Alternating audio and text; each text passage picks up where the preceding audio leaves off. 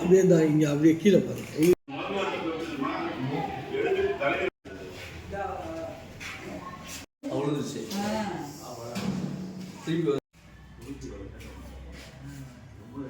அவ்வளோதான் ரம்ஜான் தான் முடிஞ்சிச்சு. என்னப்பா புதுமதாப்பா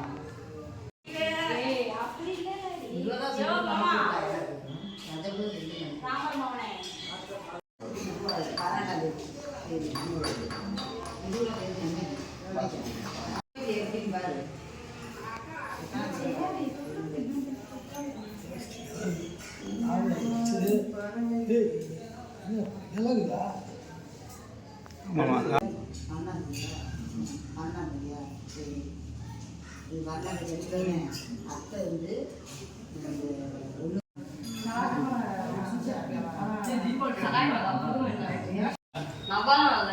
என்ன கொடுப்பாங்க வீட்டுக்குள்ள கொடுக்க மாட்டீங்களா?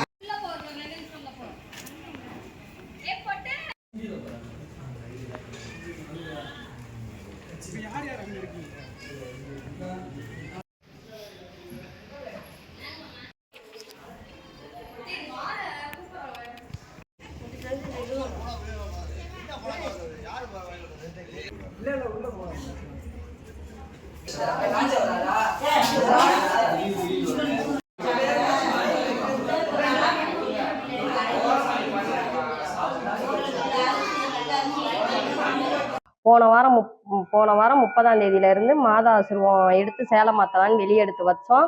அப்போ வந்து மாதா முகத்துலேருந்து எண்ணெய் வடிகிற மாதிரியே இருந்துச்சு. எடுத்து கீழே வச்சுருந்தோம். எல்லாரும் வந்து ஒவ்வொரு ஆளுகளாக வந்து பார்க்க ஆரம்பித்தாங்க. கொஞ்சம் கொஞ்சமாக ஒவ்வொரு நாளாக வந்து எண்ணெய் வந்து இன்னும் அதிகமாக வடிய ஆரம்பிச்சிருச்சு. இப்போ இதோட 1 வாரம் ஆச்சு. எண்ணெய் ரொம்ப வடிஞ்சுக்கிட்டே தான் இருக்குது. நிறைய பேர் வராங்க. பங்குலேருந்து ஃபாதர் வந்தாங்க.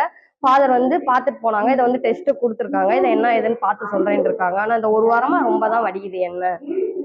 சுமார் ஒரு 80 வருடமாக புனித ஏழைகளின் கன்னிமதம் ஆலயன்றது வந்து இங்கே இருக்குது. நாங்கள் வாரம் ப்ரேயர் பண்ணிட்டு எல்லாம் கண்டினியூவாக ஜெபம் பண்ணிக்கிட்டே இருக்கோம்.